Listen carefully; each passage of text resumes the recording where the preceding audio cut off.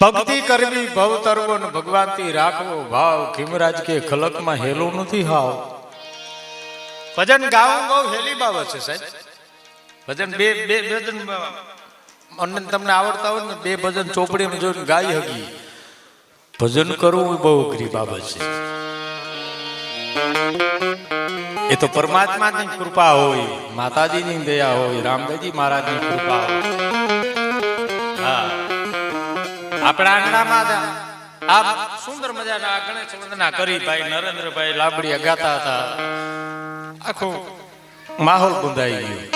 હું કા તાલ સુર લઈ બધું હતું એટલે મજા આવતી, એટલે આનંદ આવતો.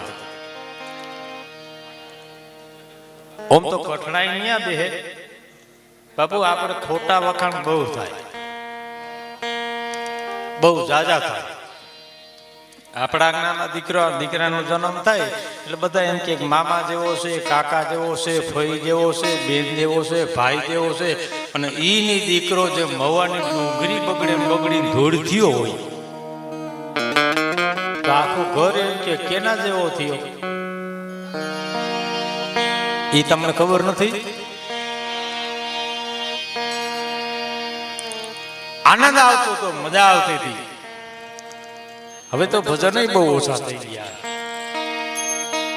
પ્રભુજીએ કાંદાજી મહારાજ, નારાયણ બાપુ 9 વાગે સંતવાણી ચાલુ કરતા ને સવારે 6 વાગતા ખબર ન પડતી. થાક નતો લાગતો, મજા આવતી. એવું જ્યાં જુઓ ત્યાં નરબધ જીવતા,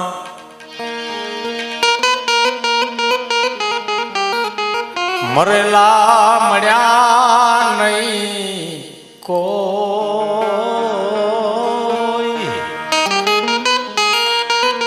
એ ભાઈ જીવતા માણસને જોખો ગણોય,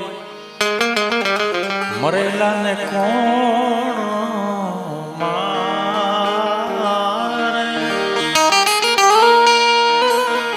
એવો 2 મિનિટનો પ્રસંગ થઈ.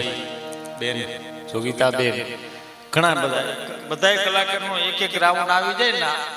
આ તો બધા સારા ગાયક છે અને સાંભળવા એક લાયક છે. અમે તો એક જોકર જેવા છે. વચમાં ચા પાણી આવે આ બધાને પૂરો થઈ જાય, બાકી બીજું કઈ છે નહીં. મને એક જાણે અમારા ઉપલેટામ બાપુ બહુ સારું કીધું. મને કે મેરું ગોઠવી, મેં તો હા. મને કે તમે બોલો સારું, ગાવ સારું, મેં તો હા. મને કે એ પ્રમાણે તમે જીવન નથી જીવતા, મેં તો બધું અમારે કરવું. કઈક તમે કરો. જીવન નથી જંજાળ, જીવન છે ઝાડવા જેવું. એ સાધુ સમાજનું આંગણું. મારું તમારું ભજન છે ને ચલાડાનું ગાન મહારાજ ફાટલ સાધુ સાહેબ.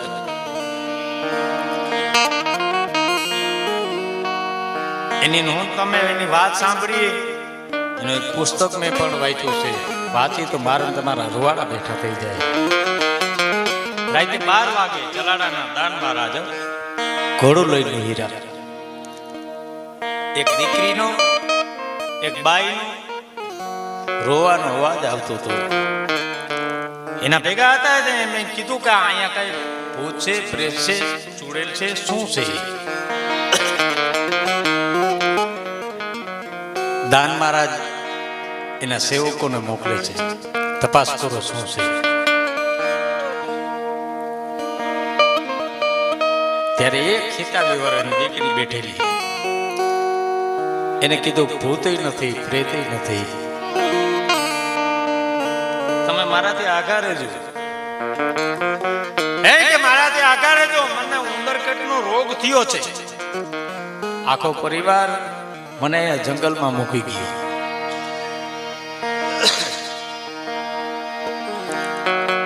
ત્યારે દાન મહારાજ આવીને એટલું કીધું કે હે બેન, હે દીકરી, આનેથી દવા ન કરાવી? કે બાબુ એની વાત પૂછો. એટલા વૈદ્યોને દેખાડ્યા, એટલા ડોક્ટરોને દેખાડ્યા, છેવટે એક વૈદ્ય એક ડોક્ટરે એટલું કીધું, કોણ કાર્યો કૂતરો આવીને તારા માથાને જો ચાટી જાય તો તારો રોગ મટી જાય. તે કે બેટા કાર્યો કૂતરો આવતો નથી. તે કે બાપુ એની વાત પૂછો માં, મેં ઘીમાં ચોપડેલો રોટલો રાખું છું તો મારી દુર્ગંધ એટલી આવે છે, કાર્યો કૂતરોય આવતો નથી. તેથી આ દેશનો સાધુ એટલો બોલ્યો હતો કે હે અખિલ બ્રહ્માના નાથ, હે દીનાનાથ, મન કર્મ અને વચનથી જો મેં ભજન કર્યું હોય અને મારા પેટમાં કાંઈ પાપ ન હોય તો મને થોડીક વાર કાર્યો કૂતરો કરી દે, જેથી કરીને આ દીકરીનું દુઃખ મટાડી શકું. આ દેશનો સાધુ આ કરી શકે સાહેબ. એક અડધી કલાકમાં કાર્યો કૂતરો થઈ નહીં, 1, 2 ને 3 લબરકા લીધા, કોરે કરાની કાયા થઈ ગઈ સાહેબ. આ સાધુ કરી શકે. એ સંતો માટે અમારો કવિ લખે, મોતીડા રૂપાડા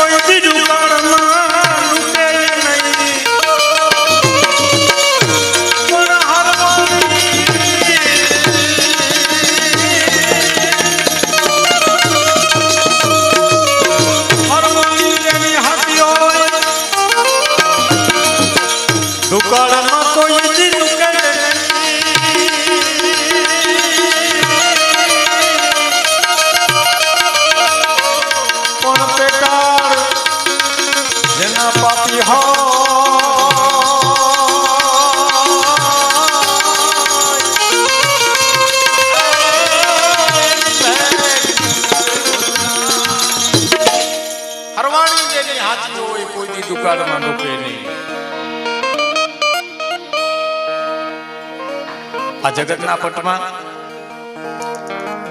ગીતો છે, ભજનો છે, લગ્નની સિઝનમાં આવે ને એટલે ખ્યાલ હોય, બધાને ખ્યાલ હોય છે. 2-3 બાઈઓ લગ્ન ગીત ગાવા વાળી હોય, 2-3 જણ હોય, એમાં એકાદી લેડીઝ હોય એનું છૂટું થઈ ગયું હોય અને એ પાછી ગાતી હોય, બેની બા ડાઈ થઈ રહી જાય, પણ તું રહ્યો તો શું વાંધો હતો? કેહણી મિશ્રી ખાને રેહણી તાતા લો. એ તો જીવનમાં ઉતારવું બહુ અઘરી બાબત છે. જાડવે રે જાડવે મારા રોટિયા કુકુડી રખજો લાંબા લે. આ મનકો ફરી ફરી નહીં મળે. હવે નીકળી તો બહુ સારી લખે, સાસુ વિનાનું શું સાસરું, સસરા વિનાનું હોય. વર્ષો પહેલા દેશની દીકરી સાસુ અને સસરાની માગણી કરતી, સાસુ વિનાના શું સાસરું, સસરા વિનાના ન હોય હે પ્રભુજી લગજો લાંબા લે. હવે તો જોવા જાય તરત એમ કે આગળ પાછળ કોઈ હોવું ન જોઈ લે, તો ઉપરથી પડ્યો હોય. પણ એવા ગીતો, એવા ભજનો બહુ સારું, નાની ઉંમરમાં જેનું જબરું નામ છે અને તમારા જ ગામનું ગૌરવ કહેવાય, સાધુ સમાજનું ગૌરવ કહેવાય એવા જોગીતાબેન સાધુ, એમને કહું, એમને આનંદ આવે, આપણે મોજ આવે એવી સંતવાણી દોડ લઈને એમને જોરદાર તાળીના નાદથી વધાવો. ક્યાંક ક્યાંક તાળી પાડજો, તમને અવાજ તો આવે કે નહીં? અમારા રાહુલ બાબુ આવું ગોઠવું નથી ટાઈટ લાગતી તો ખડખડે ને એટલે બેન જોગીતા બેનને કહું કે આવો બાપ એમને આનંદ આવે આપને મજા આવે એવું દોર લઈને આવે.